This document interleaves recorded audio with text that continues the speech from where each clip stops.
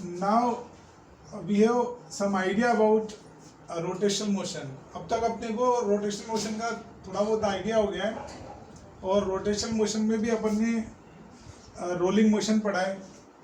Rolling motion में अपन ने देखा कि ये दो मोशन का कंपोजिशन है, एक तो translatory motion and other is the rotational motion.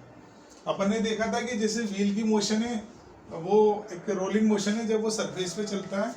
अब अपन रोलिंग मोशन में समझेंगे कि प्योर रोलिंग और इम्प्योर रोलिंग क्या होती है। सो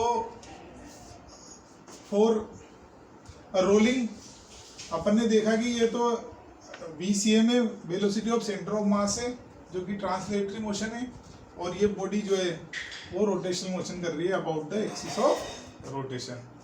लास्ट लेक्चर में अपन ने देखा था कि जो पॉइंट ऑफ कांटेक्ट है उस पर दो वेलोसिटी सुपर इम्पोज हो रही हैं, एक तो VCM जो कि फॉरवर्ड डायरेक्शन में, और एक R ओमेगा। R ओमेगा क्या है?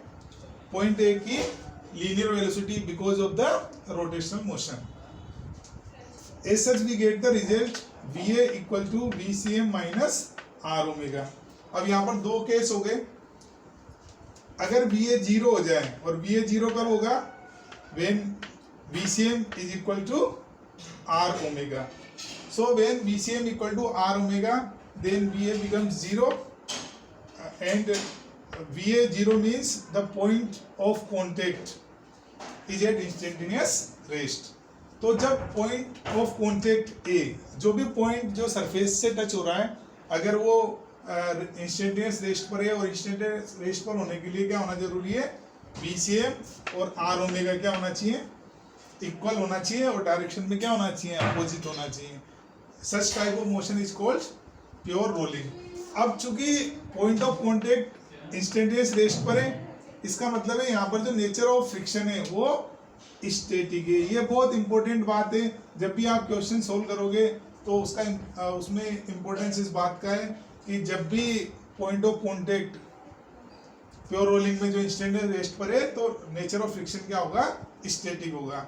और जब नेचर ऑफ फ्रिक्शन स्टैटिक होता है तो अपन ने फ्रिक्शन वाले चैप्टर में पढ़ा है कि जो फ्रिक्शन की वैल्यू एग्जिस्ट करती है वो 0 से लेके μn तक एग्जिस्ट करती है।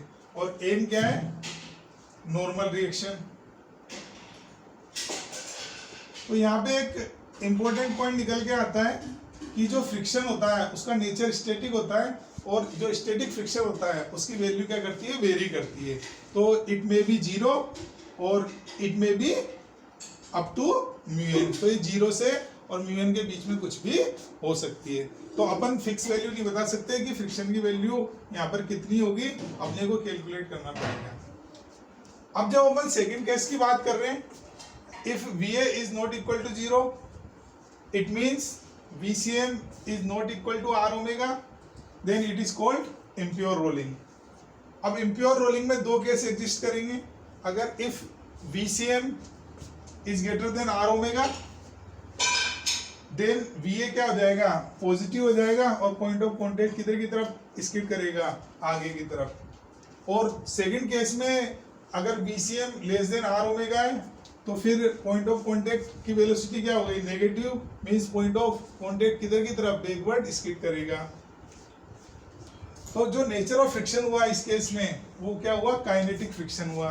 और काइनेटिक फ्रिक्शन की वैल्यू क्या होती है? फिक्स होती है। तो इस तरीके का जो भी क्वेश्चन होगा, अगर इम्प्योर रोलिंग है तो जो नेचर ऑफ फ्रिक्शन है वो काइनेटिक है, और फ्रिक्शन की वैल्यू क्या होगी? μn होगी। या अपन इसको μkn लिख सकते हैं। म्यू क्या कहलाता है? Coefficient of friction.